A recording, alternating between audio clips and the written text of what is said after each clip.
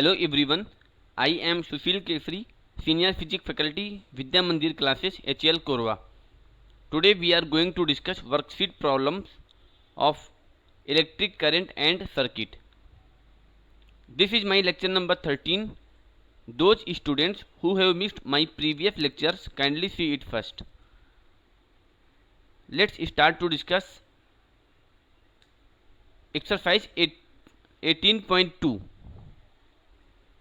This is part A of the 18.2 exercise.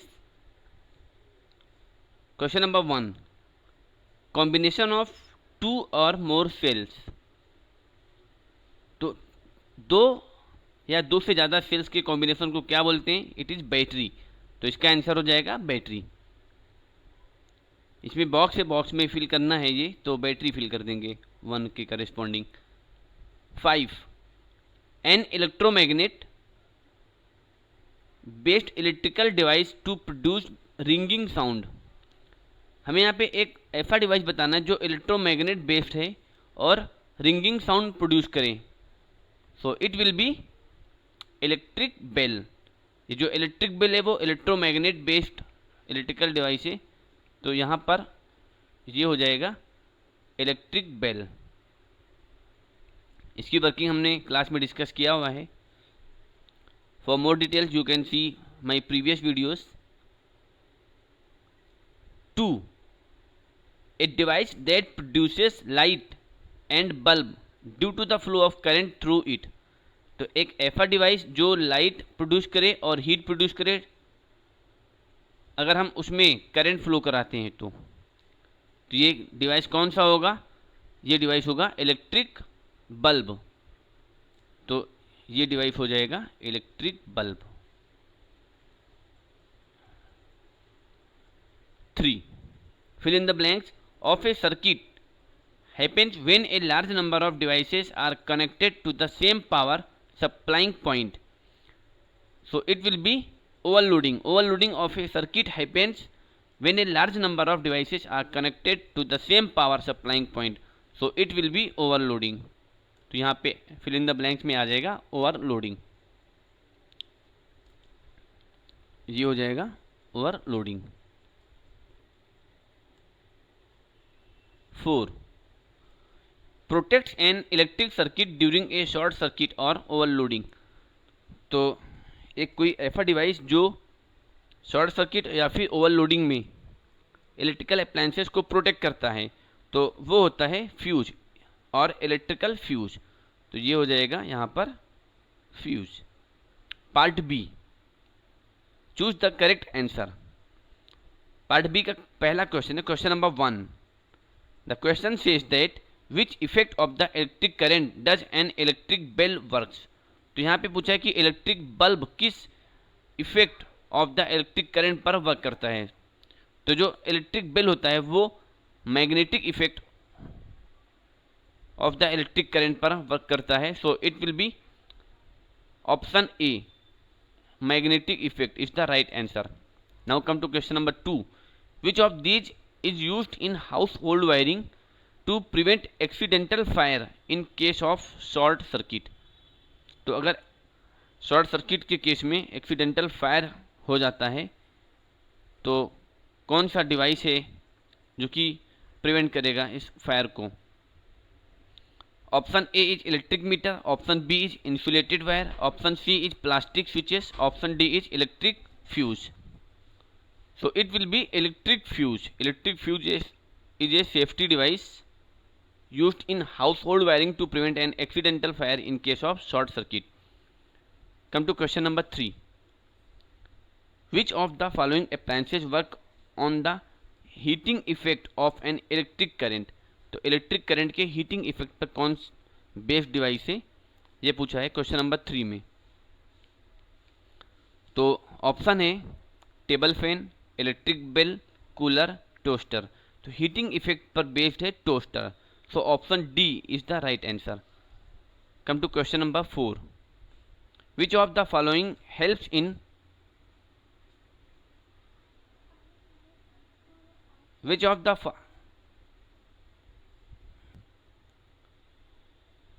Which of the following helps in closing और opening an electric circuit. तो closing और opening, electric circuit को close और open करने में कौन हेल्पफुल है, ये पूछा हुआ है। Option A is load, option B is cell, option C switch, option D is ammeter. तो स्विच का काम है ओपनिंग और क्लोजिंग करना किसी भी इलेक्ट्रिक सर्किट को। So the right answer will be option C switch. Question number 5, in which of the following devices are electromagnets not used. Option A is electric crane, option B is electric bell, option C is loud speaker, option D is electric bulb. तो पूछा कि इन चारों option में से कौन सा ऐसा device है जो इलेक्ट्रोमैग्नेट यूज नहीं करता। सो it will be electric bulb. Electric bulb में कोई भी मैग्नेट यूज नहीं करता। बाकी जितने भी ऑप्शन हैं, इलेक्ट्रिक क्रेन, लाउड स्पीकर और इलेक्ट्रिक बेल, इन सभी में इलेक्ट्रोमैग्नेट यूज होता है। Question number 6, which of these will produce more heat. A thin wire, A thick wire, A short and thick wire, a long and thin wire. तो पूछा कि कौन से वायर में मोर हीट प्रोड्यूस होगा, जो हीट है वो ज़्यादा प्रोड्यूस होगा।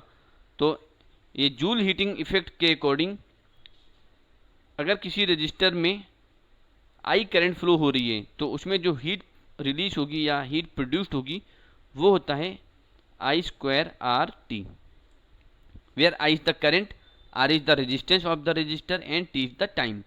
और रेजिस्टेंस क्या होता है, resistance is the rho L upon A, where rho is the resistivity of the material of the resistor, L is the length of the resistor and A is the area of the cross section of the resistor। तो heat ज़्यादा produce कब होगी, जब resistance ज़्यादा होगा किसी भी conductor का। तो इसका मतलब हमें यहाँ पर मोर हीट पूछा हुआ है इस क्वेश्चन में, तो उसके लिए आर की वैल्यू ज़्यादा होनी चाहिए, रेजिस्टेंस की वैल्यू ज़्यादा होनी चाहिए। तो रेजिस्टेंस की वैल्यू ज़्यादा कब होगी, जब एल ज़्यादा हो और ए कम हो। अगर एल ज़्यादा होगा मीन्स लॉन्ग वायर होगा और थिन वायर होगा। ए कम होने का मतलब क्या हुआ कि जो उसका क्रॉस सेक्शन एरिया है वो थिन है, कम है। तो आर ज़्यादा तब होगा जब कोई wire long and thin wire होगा, तो उसका आर ज़्यादा होगा। और आर ज़्यादा जब होगा तो उस वायर से या उस कंडक्टर से मोर हीट प्रोड्यूस्ड होगी। सो ऑप्शन, अब देख लेते कौन सा सही होगा। सो option D, a long and thin wire is the right answer. Now exercise worksheet 18.3। तो ये जो कुछ क्वेश्चंस थे वो वर्कशीट 18.2 के थे। अब आते हैं 18.3 में। Explain the formation of a battery from cell. तो यहाँ पे हमें सेल के थ्रू बैटरी का जो फॉर्मेशन है वो हमें एक्सप्लेन करना है। तो ये हमने थ्योरी क्लास में इसको स्टडी किया है। So battery can be made by connecting cells in different ways. Cell है, कॉम्बिनेशन ऑफ द सेल से बैटरी बनेगा। अब सेल को हम बहुत तरीके से कंबाइन कर सकते हैं। तो यहाँ पे हम दो केस डिस्कस कर रहे हैं, पहला सीरीज कॉम्बिनेशन, दूसरा पैरेलल कॉम्बिनेशन। तो सीरीज कॉम्बिनेशन में क्या होगा, in the series combination the positive terminal of one cell is connected to the negative terminal of the other cell. Suppose एक सेल ये है, इसका ये पॉजिटिव टर्मिनल और ये नेगेटिव टर्मिनल। दूसरा सेल ये लिया हुआ है, ये पॉजिटिव टर्मिनल और ये नेगेटिव टर्मिनल। तो इस तरीके से हमने दो या दो से ज़्यादा सेल ले लिया है, ये पॉजिटिव और ये नेगेटिव। तो सीरीज कॉम्बिनेशन में क्या होगा, positive terminal of one cell is connected to the negative terminal of the other cell. Means ये पॉजिटिव टर्मिनल है और ये दूसरे सेल का नेगेटिव टर्मिनल है। तो हम इस पॉजिटिव टर्मिनल को दूसरे वाले सेल के नेगेटिव टर्मिनल से कनेक्ट करेंगे ऐसे। सिमिलरली ये दूसरा है, ये पहला है और ये थर्ड सेल है। अब दूसरे वाले के पॉजिटिव टर्मिनल को हम तीसरे सेल के नेगेटिव टर्मिनल के साथ कनेक्ट करेंगे। ये नेगेटिव था और ये पॉजिटिव है। तो इस तरीके से अगर हम सेल को कंबाइन करते हैं और ये पहले वाले का नेगेटिव और तीसरे वाले का पॉजिटिव, ये पॉजिटिव टर्मिनल हो गया, ये नेगेटिव टर्मिनल हो गया। तो ये जो कॉम्बिनेशन है ये है series combination of the cell. और दूसरा जो कॉम्बिनेशन है वो है parallel combination of the cell. तो parallel combination of the cell में क्या होगा, cells are arranged parallel to one another. हम इस केस में क्या करते हैं कि जितने भी सेल हैं उनके पॉजिटिव टर्मिनल को हम एक साथ कनेक्ट कर देते हैं। सपोज हमारे पास 3 सेल्स हैं, ये ऐसे, ये पॉजिटिव, ये पॉजिटिव, ये पॉजिटिव, ये नेगेटिव, ये नेगेटिव, ये नेगेटिव। तो हम क्या करते हैं, इस सभी सेल के पॉजिटिव टर्मिनल को हम एक साथ कनेक्ट कर देंगे लाइक दिस, और नेगेटिव टर्मिनल को एक साथ कनेक्ट कर देंगे लाइक दिस, ऐसे जी। तो ये पॉजिटिव टर्मिनल हो गया और ये नेगेटिव टर्मिनल हो गया। तो इस तरीके का जो कॉम्बिनेशन होगा उसको हम बोलेंगे पैरेलल कॉम्बिनेशन। तो ये कई सारे 3 सेल्स का कंबाइन कर दिया सीरीज में, ये हो गया सीरीज कॉम्बिनेशन। बैटरी बन गया क्योंकि combination of the cell is battery, और ये हो गया पैरेलल, ये पैरेलल कॉम्बिनेशन। तो इस तरीके से हम सेल से बैटरी को फॉर्मेशन कर सकते हैं। I hope you understood the explanation. Now question number 2, what is the circuit diagram. तो यहाँ पे सर्किट डायग्राम पूछा है कि सर्किट डायग्राम क्या होता है। So an electric circuit is an uninterrupted path through which an electric current flows. तो एक अनइंटरप्टेड पाथ होता है जिससे करंट फ्लो होती है। और इस इलेक्ट्रिक सर्किट में अगर हम सिंपल सा सर्किट इलेक्ट्रिक सर्किट की बात करें तो उसमें सेल होगा, बैटरी होगी, कनेक्टिंग वायर्स होंगे, स्विच होंगे, और electrical device such as electric bulb जिसको हम लोड बोल सकते हैं, तो ये उसके कंपोनेंट हो जाएंगे। तो इस तरीके से क्लोज सर्किट रहेगा, तो उसमें करंट फ्लो होगी। सपोज आपने इस टाइप से यहाँ पे एक बल्ब बना दिया, ये लोड की तरह बिहेव करेगा। ये यहाँ पे आपने स्विच बना दिया, कहीं भी हम प्लेस कर सकते हैं स्विच को। ये इधर एक सेल लगा दिया, और ये कनेक्टिंग वायर्स हैं, ये जो वायर्स हैं ये कनेक्टिंग वायर्स हैं। ये बल्ब हो गया, ये सेल हो गया, ये हो गया स्विच। तो ये जो कंप्लीट, अगर हमने स्विच को क्लोज कर दिया तो क्या होगा, ये पूरा सर्किट कंप्लीट हो गया, क्लोज सर्किट बन गया। इसमें से करंट एफ ए जा रही है, ये डायरेक्शन रहेगा, एफ ए जाएगा लाइक दिस, इस तरीके से। तो इस तरीके से एक ये क्लोज सर्किट बन गया, electrical circuit. Now come to question number 3, mention the factor that determine the amount of heat produced by a conducting wire. तो अभी हमने इसके पहले क्वेश्चन में डिस्कस किया हुआ है जो amount of heat produced according to Joule's heating effect, H is I²R T। तो I² के प्रोपोर्शनल है, मीन्स जितना करंट ज़्यादा होगा उतना ही हीट ज़्यादा प्रोड्यूस्ड होगा वायर में। R रेजिस्टेंस के प्रोपोर्शनल है, अगर किसी भी कंडक्टर का, किसी भी रजिस्टर का रेजिस्टेंस ज़्यादा होगा तो उसमें हीट ज़्यादा प्रोड्यूस्ड होगी। और टाइम के प्रोपोर्शनल है, टाइम जितना ज़्यादा टाइम के लिए हम जितना ज़्यादा टाइम के लिए करंट फ्लो कराएंगे उतना ही ज़्यादा हीट प्रोड्यूस्ड होगी। Means H proportional to I², H proportional to R और H प्रोपोर्शनल टू T। तो हीट प्रोड्यूस्ड इन बातों पे डिपेंड करता है, करंट के स्क्वायर के proportional, resistance of the register के प्रोपोर्शनल और टाइम के प्रोपोर्शनल। तो इस तरीके से हम इस क्वेश्चन का आंसर कर सकते हैं। Now come to question number 4।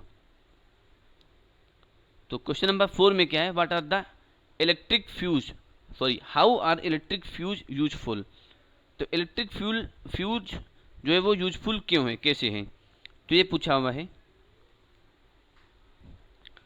तो होता क्या है कि कोई भी इलेक्ट्रिकल अप्लायंसेस है तो उसमें एक करंट, मैक्सिमम करंट होता है। तो उस मैक्सिमम करंट से ज़्यादा अगर करंट उसमें फ्लो हो गई तो वो इलेक्ट्रिकल अप्लायंस डैमेज हो सकता है, बर्न कर सकता है। There is maximum limit on the current which can safely flow through a circuit. If by accident or by overloading or by short circuit the current exceeds this maximum limit or this safe limit, the wires may become overheated and may cause fire. तो अगर safe limit से ज़्यादा current flow हो गई तो electrical appliance damage हो सकते हैं, बर्न कर सकता है। तो इसके लिए हम क्या करते हैं, एक सेफ्टी डिवाइस यूज करते हैं। Safety device is a fuse. If a proper fuse is there in the circuit it will blow off and break the circuit. जो ये फ्यूज होता है वो इस तरीके का बना होता है, इस टाइप के मटेरियल का बना होता है कि उसका मेल्टिंग पॉइंट बहुत लो होता है और रेजिस्टेंस बहुत हाई होता है। तो अगर बाई चांस करंट बहुत ज़्यादा फ्लो हो गई तो क्या होगा, ये मेल्ट कर जाएगा और इलेक्ट्रिकल अप्लायंसेस को सेफ रखेगा। ए fuse is thus a safety device which prevent damages to the electrical circuit and possible fire. तो जनरली हर घर में इलेक्ट्रिकल फ्यूज होता है, डिफरेंट टाइप के फ्यूज होते हैं। तो इस तरीके से हम इलेक्ट्रिकल फ्यूज का यूज़ करते हैं। Now come to question number 5। What are MCBs? MCB क्या है? Miniature circuit breakers. इसका फुल फॉर्म हो जाएगा मिनिएचर सर्किट ब्रेकर्स। तो generally nowadays these MCBs are increasing being used in the place of fuses। तो fuse के जगह पर आजकल MCB यूज होता है। These are the switches which automatically turn off when current in a circuit exceeds the maximum limit or safe limit। तो जब circuit में बहुत ज़्यादा करंट फ्लो हो जाती है, मैक्सिमम वैल्यू से ज़्यादा करंट फ्लो हो जाती है, तो ये ऑटोमेटिकली क्या हो जाता है, ऑफ हो जाता है। You can turn them on and the circuit is once again complete. अगर ये ऑफ हो गया तो आप इसको फिर से ऑन कर सकते हो और सर्किट फिर से कंप्लीट हो जाएगा। तो इससे बेनिफिट क्या होगा, इससे बेनिफिट ये होगा कि बाई चांस अगर शॉर्ट सर्किट हो गया या फिर ओवरलोडिंग की वजह से बहुत ज़्यादा करंट फ्लो हो गई, मैक्सिमम वैल्यू से ज़्यादा करंट फ्लो हो गई या सेफ वैल्यू से ज़्यादा करंट फ्लो हो गई, तो इलेक्ट्रिकल अप्लायंसेस बर्न कर सकता है, डैमेज कर सकता है। अब अगर MCB लगा हुआ है तो MCB अगर लगा हुआ है तो क्या होगा, अगर बहुत ज़्यादा करंट फ्लो हो गई तो MCB गिर जाएगी, ऑफ हो जाएगा और अप्लायंसेस बच जाएंगे। जब MCB ऑफ हो गया तो सर्किट ओपन हो गया, करंट नहीं फ्लो होगी। फिर इसको हम ऑन कर लेते हैं, तो फिर से जो है सर्किट क्लोज हो गया और करंट फ्लो होने लगेगी। तो इस तरीके से this is a safety device. Safety device जैसे फ्यूज होता है उसी तरीके के ये है, but these days these MCBs are being used. So these are the explanation of all the questions. I hope you understood the explanation. Thank you.